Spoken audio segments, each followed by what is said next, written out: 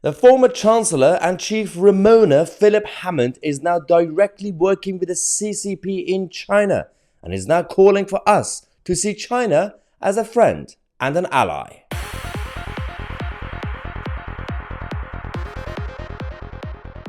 Hello everybody, welcome to the channel that challenges the mainstream media and the political establishment, from the left-wing nutters to the globalist elite.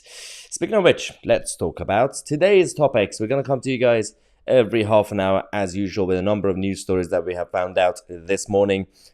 First things first, let's talk about the guy we completely forgot about. Philip Hammond. Yes, Theresa May's Chancellor of the Exchequer. The man who has always been against Brexit, the man who was always against conservatism and free market capitalism, basic stuff. This man who worked with Theresa May to bring up our tax rate to the highest level in decades, the man who decided to create an obstacle when it comes to leaving the European Union, the man who completely went against small businesses in favor of big corporations who gave them the big lobby money, is now somehow working with China Daily. He is now writing articles for China Daily. In case you don't know, this outlet or publication, they are directly the propaganda mouthpiece for the CCP in Beijing. This is not an allegation. It's not some sort of slander saying, wow, it's a Chinese newspaper, so they must be pro-CCP. No. They are directly the outlet for Beijing, and the officials have official formal roles inside the Chinese state. Their job is to go around the world. It's their version of the BBC, but slightly more effective, basically. And their propaganda helps the state. The BBC doesn't really help the state as a propaganda piece. But this is quite fascinating, because I'm going to show you parts of the article and then just read out the main points. Because again, the cabal that created this big government, everybody from Philip Hammond to Theresa May to George Osborne and David Cameron, those guys are the reason we are in this mess. In 1992, Bill Clinton started shaking hands with Chinese leaders, thinking that we could westernize them. We could give them capitalism and they'll be one of us. That didn't go well. The whole thing completely failed, firstly, because what China did was they replicated a version of capitalism, which is basically state corporatism. And then we had to then replicate what they are doing in order to counter the Chinese vision. So, China Daily. Oh dear God. Philip Hammond wrote this, saying that, of course, because of the pandemic and everything else, the changes brought about by Britain's departure from the European Union, and of course you're going to mention Brexit. It's the first sentence and he decided to mention Brexit. He basically says it is important for the United Kingdom and China to return to business as usual. Really, after everything that we went through, business as usual. Sure, not just the fact that Donald Trump, years ago, before he became president, was warning us about trade with China, about how they rigged the system. Not just that, they already proved that they can't be trusted.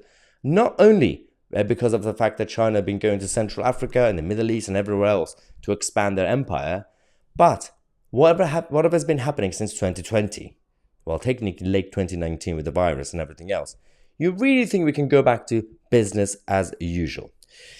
He says, my predecessor as Chancellor of the Exchequer of the United Kingdom, George Osborne, ensured that the Treasury was effectively running UK-China policy during his tenure.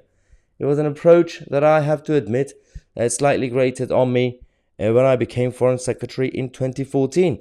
He literally wrote that sentence in a proud way, that that the whole tenure was run on a UK-China policy. This is not parody. This is not some sort of sarcasm. It's real. He actually wrote that in a very, very proud way. Anyway, it says the UK-China trade relationship does not, of course, exist in a vacuum, and the background noise to that relationship over the last 3 years has been challenging. But the facts remain. China is the world's second largest economy, as well as the UK's sixth largest export market and its fourth largest trade partner overall. So because of this, we're going to have to basically obey and surrender to the CCP. That's literally what he's saying. He also says, here's another fact. Many of our global partners have been quietly increasing their share of trade with China while we've seen ours stagnate over the pandemic period. So it's time now to roll our sleeves up and get that market share climbing as business returns to normal. No. The point was that over the last few years, technically over the last couple of decades, the Chinese Communist Party have been infiltrating all our countries, and they've been forcing us to trade with them by selling us cheap nonsense and by rigging the system of trade. So those countries that you're talking about, Mr. Hammond, they had no choice. Well, they always had a choice, but their political leadership decided to surrender and say, okay, well, let's just get all the cheap stuff instead of making them ourselves. And now you think, just because all the other countries are surrendered to the CCP, we have to do the same. Firstly, we already have everything that we have. Literally, I can assure you, most things behind me and around me today in my flat are made in China, whether you like it or not. We should have done something about this years ago, but we haven't. And at least there are still some places that are trying to do the fight back. But again, unless you stop this nonsensical trade with China, you can't do anything about it. If all countries, all the Western countries, all the so-called democracies that care about the Western values, if they proactively and unilaterally decide to stop dealing with China, then China will go down. We know that. But no one wants to be the first one. No one wants to be the first hero. Say, okay, we're going to go out first. You could have done it with someone like Trump as president of America, and he did a good job during that 4 years. But then they stopped him because it wasn't in the interest of the state for Trump to go against the Chinese. So that is the reality of the situation. But they're not going to tell you the truth. Of course, they're not going to tell you the truth.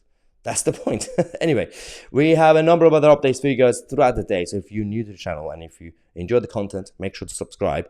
We're going to talk about the SMP leadership election. We're going to talk about the weird relationship between Bill Gates and Grant Shapps. We're also going to be giving you the latest on the final court case at the ECJ in the European Union that is related to UK and everything else. Subscribe to the channel. I'm Mahyar, Tousi, and we are the media.